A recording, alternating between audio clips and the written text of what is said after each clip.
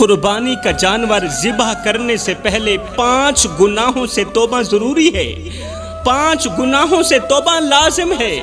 اگر ان 5 گناہوں سے توبہ نہ کی تو یاد رکھنا شاید تمہاری قربانی قبول نہ ہو۔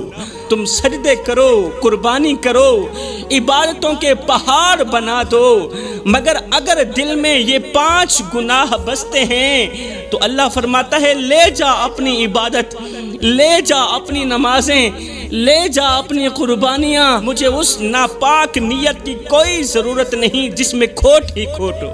اب بات کرتے ہیں کہ آخر وہ کون سے بد نصیب لوگ ہیں جن کے لیے جانور ذبح کرنے سے پہلے توبہ کرنا ضروری ہے۔ فرمایا نمبر 1 وہ شخص جو زنا میں مبتلا ہو جائے، جو زنا میں مبتلا رہتا ہے، جو بے حیائی میں مبتلا رہتا ہے اور توبہ بھی نہیں کرتا۔ حلالی ماؤں کے بیٹے زنا نہیں کرتے جوانوں، حلالی بیٹے وہ ہوتے ہیں جو رات کی تنہائی میں بھی ڈرتے ہیں کہ کہیں ان کی ماں کا دودھ شرمندہ نہ ہو جائے، کہیں ان کے ہاتھ سے کیا گیا گناہ ان کی ماں کی تربیت پر سوال نہ اٹھا دے۔ میرے رسول کریم صلی اللہ علیہ وآلہ وسلم نے فرمایا جب بندہ زنا کرتا ہے تو اس وقت وہ مومن نہیں رہتا، زنا کی حالت میں وہ مومن نہیں رہتا۔ سوچو میری قوم کے نوجوانوں، جس لمحے تم گناہ میں ڈوبے ہوئے ہوتے ہو اس لمحے تم رب کی نظر میں مومن نہیں صرف گنہگار ہوتے ہو، وہ گنہگار جس پر آسمان بھی لعنت کرتا ہے اور زمین بھی لعنت کرتی ہے۔ تو فرمایا یہ تو ہو گیا پہلا انسان جس کو قربانی کا جانور ذبح کرنے سے پہلے توبہ کرنا ضروری ہے۔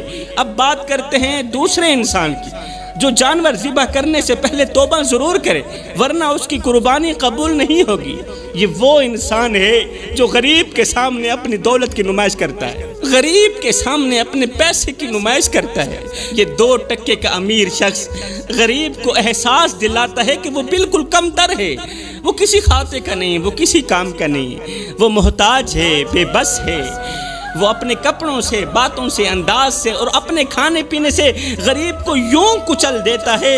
ایک امیر اپنے کپڑوں سے، اپنے انداز سے، اپنی امیری سے، پیسے سے غریب کو یوں کچل دیتا ہے کہ وہ بیچارہ اپنے رب کے آگے شکوہ کرنے پر مجبور ہو جاتا ہے۔ غریب پھر اپنے رب کے آگے شکوہ کرنے پر مجبور ہو جاتا ہے۔ ہائے نہ ہم رہے دل لگانے کے قابل، نہ دل رہا غم اٹھانے کے قابل۔ ربا تیرے بندوں نے دیے اتنے غم کہ چھوڑا نہ ہمیں مسکرانے کے قابل۔ بڑے ہی ارمان کے ساتھ کہنا پڑ رہا ہے میری قوم کے نوجوانوں کہ جس غریب کو میرے نبی نے فرمایا تھا میری امت میں سر اٹھا اٹھا کر چلنا، ہم نے اس غریب کا سر مٹی میں ملا دیا۔